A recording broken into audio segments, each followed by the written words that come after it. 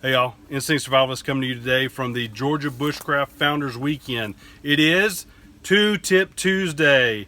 This Tuesday we got a special guest, Todd Walker, Survival Sherpa, is going to show us a couple of things. So right now we're going to get things repositioned, but before we do, hey, let's get a hey from everybody around here. Hey! Hey! Woo!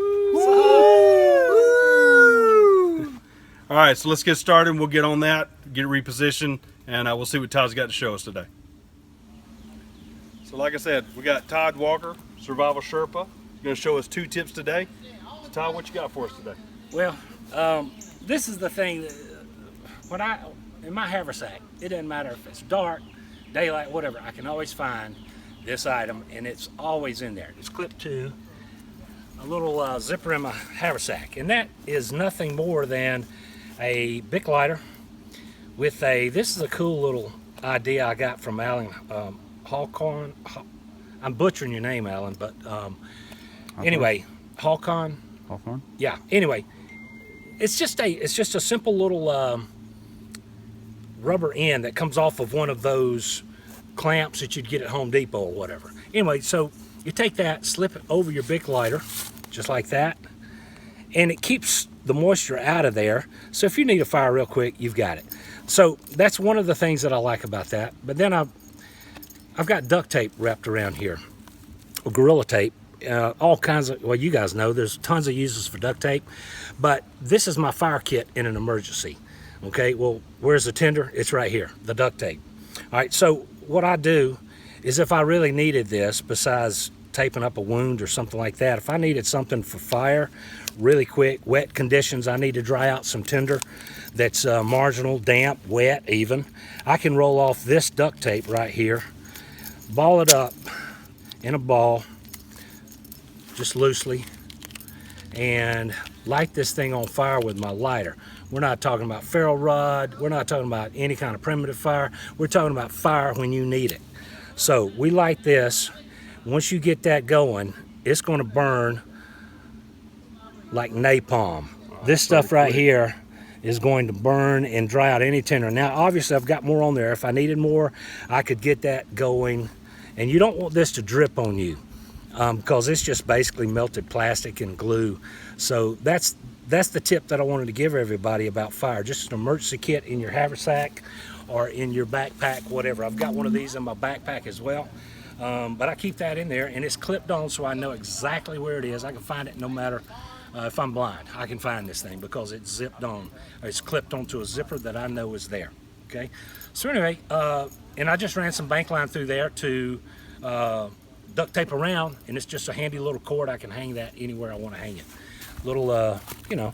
And that cover keeps the gas from leaking out too, right? Keeps yeah, exactly. Yeah. Let me show you that. It's I mean, it does. It keeps this from pressing accidentally.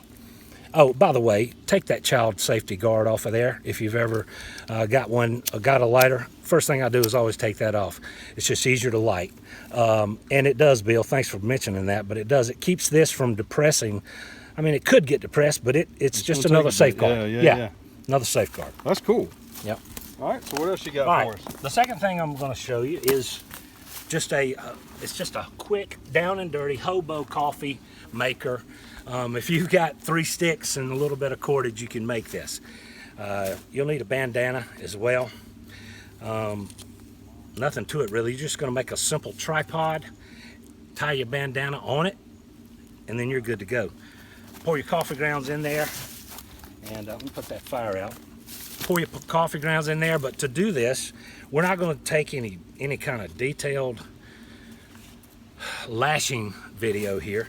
We're going to make it down and dirty. We're just going to make a little slip. I mean, a little, I'll show you what it is. I'll just tie a knot there. Yeah. It's just a constrictor knot. So then I come back over and I tie this back on top of that line. And I've got a constrictor knot that will tighten down on itself and, hold this little tripod together. So, I mean, you could do this in 2-3 minutes. Find 3 sticks, put it together, get it about where you want it, tighten it down, you're good. Okay, you cut that excess off, pull out your bandana,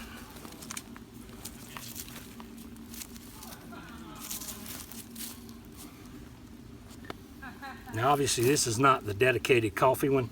The coffee one has stains in it.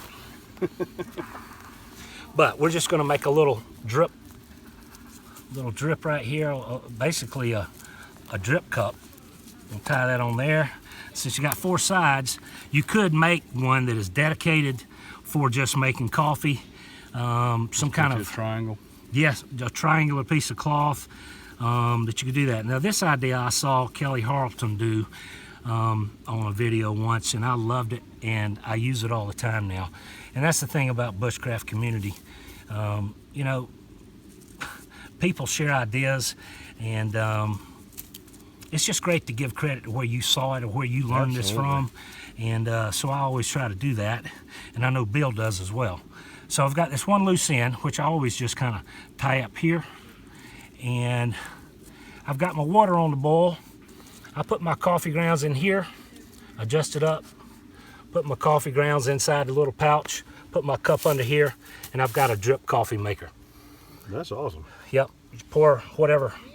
If you got several people drinking, you better put a lot of grounds in there. Right? Yeah.